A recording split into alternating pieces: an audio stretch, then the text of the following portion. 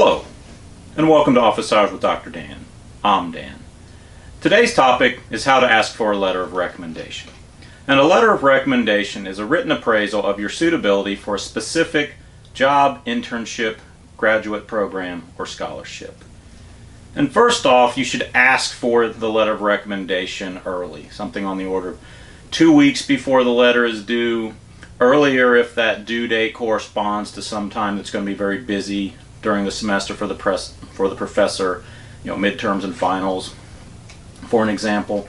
Because the more time someone has to write a letter, the odds are the better that letter is going to be. If you ask someone to write you a letter of recommendation the day before it's due, chances are it's not going to be as good as if you'd ask them to write that letter and given them a couple weeks notice. If you have to ask someone for a letter of recommendation on short notice, let them know why you're asking them on short notice. Did someone else that you asked for a letter bail and decide not to write it, or went out of town, or got sick and can't write the letter? Did you just find out about the program and there's a short notice deadline, so you didn't know about it 2 weeks ago, so you couldn't ask the professor 2 weeks ago? Or was another person's letter just so filled with grammatical errors or punctuation errors, or just did not read well, that you can't use that letter? All right. So this brings up the point of be careful asking someone to write you a letter of recommendation if they have not mastered the English language. Now, this is not slamming people whose English is not their first language, because it's just, if you're writing a letter of recommendation, and I put a video up for professors on some tips for writing letters of recommendation, one of the things is you need to make sure that that letter reads well and is correct, because people reading that letter, if there's a bunch of grammatical errors in it or it just doesn't flow right, that's going to be a ding against the student or who's ever applying to that program. So it's incumbent upon the person writing the letter to make sure it is well written. If you get a letter of recommendation back that is not well written, you can go to the professor and explain your concerns and see if they can rewrite it. That's a little dicey, because it's all about how you explain yourself so that you're not coming off as insulting. What you may also do is potentially rewrite the letter, making the changes, and then take that letter in the original to your professor and explain what was going on and ask if they will sign the new letter. Don't sign for your professor saying, well, I just made some minor corrections, I didn't change things. That's still forgery. So make sure, if you think that that letter needs some changes because it doesn't flow well or something's missaid, go to the professor and explain it, or do a quick rewrite of the letter and take the corrected letter. That way you're saving the professor time. All right, go to the professor and see if they'll sign the new letter or if they'll make changes. Ask the person in person. So ask your professor in person if you can, rather than email, text, or over the phone. It's just more personal, it's more friendly, it's more respectful. Now again, there you may not be able to. When I needed letters of recommendation for grad school, I was in Texas, my former professors were in Indiana, I wasn't going to fly to Indiana and ask them, so I called them and asked them, and I had kept up with the people that I was asking for letters over the years, so it wasn't like out of the blue, 7-8 years after graduation, they hadn't heard from me, that all of a sudden they're asking for letters of recommendation. So if you can ask in person, ask in person. And if you can, that helps, because maybe your professor knows you by face rather than by name. So if you've had that professor for classes where there are a large number of people in there, but you participated, maybe the professor knows, well, okay, that's the person that sat, third row back, on the right. And it's like, okay, well, that's a student that participated. So it helps the professor to put a face with a name. And in person also asks, or if not, again, not in person, at least over the phone, gives the professor a chance to quickly tell you, okay, yes, I will or won't write the letter, and if I'm going to write the letter, here's the things that I need from you so that I can write the letter.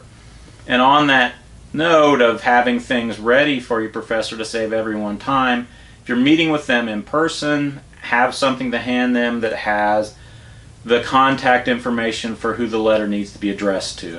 What is, if you know a specific person's name, if it's an organization, how is that letter supposed to be delivered? Does the professor mail it? Do they give it to you? Is it going to be emailed?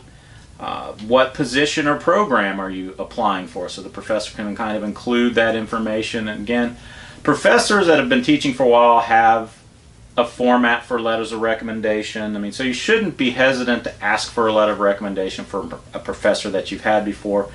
We realize as professors that our students are going to ask us for letters of recommendation, and we know to expect that. But we need to know, is this a letter of recommendation for a job, for an internship program, for a graduate school program, for a scholarship? Because there's different formats, different information we need to include. And going back to what you can provide the professor in that little sheet of information, what makes you qualified for that position? You know, just some things to help out. And then a short few-line biography focusing on what makes you uniquely qualified for that position over just the average person who's probably applying for that job or internship or scholarship.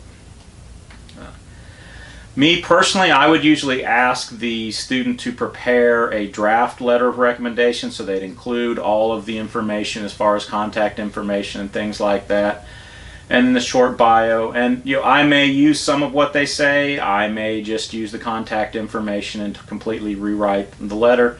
And part of the reason I asked for the letter is just to make sure the student was serious. So they're not just going out and they need 2 letters of recommendation. They're asking 6 people, and so they can try to pick and choose the best ones, because that's not fair to the professors who are having to do all these letters of recommendation. So if you need 3 letters of recommendation, ask 3 people for letters of recommendation.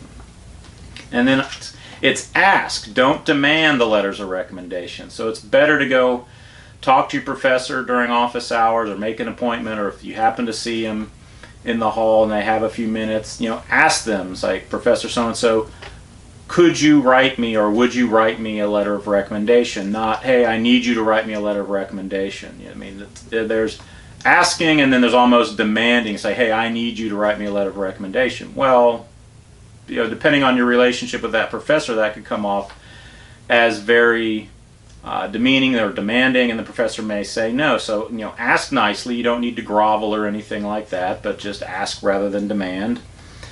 And one of the things to keep in mind is, you know, when you're asking for the letter of recommendation, ask, will they be able to write you a good letter of recommendation? Will they be able to give you a positive recommendation? And if they don't come back immediately with, oh yeah, sure, not a problem, you're a good student, that won't be a problem. If they're kind of hemming and hawing, like, well, I mean, what do you mean by good?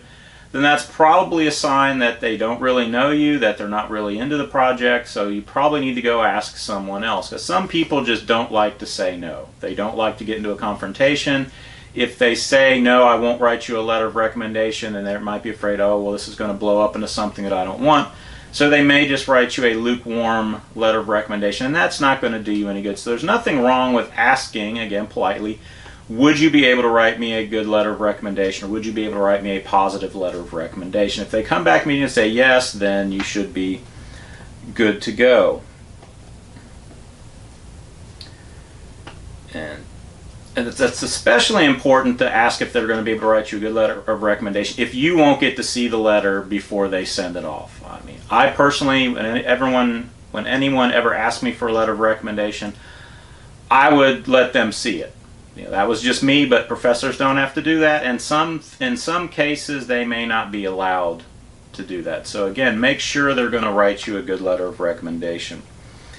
And do everyone a favor and don't ask someone for a letter if you don't know that person, if you've not had them for class, if they've not been an advisor for some club that you've belonged to or some organization. So if you don't know them from anybody, and there's just, hey, this professor that does consulting for company X, I'm applying for company X, it would be a really great thing if I could get a letter from that professor. And yes, it would be a great thing if you could get a letter from that professor, but if you have no relationship with that professor, meaning you never had them for class, you never were in any kind of organization with them, they don't know you from any other student on campus, they're really not going to be able to write your letter of recommendation. That's not the person you should be asking. The people that you should be asking for letters of recommendation are people who can write something to the people reviewing the letters that is going to tell them something they can't get from just looking at your transcript. What kind of person are you? How do you work in groups? Are you attentive? Do you do your work? Those are things that letters of recommendation are used for.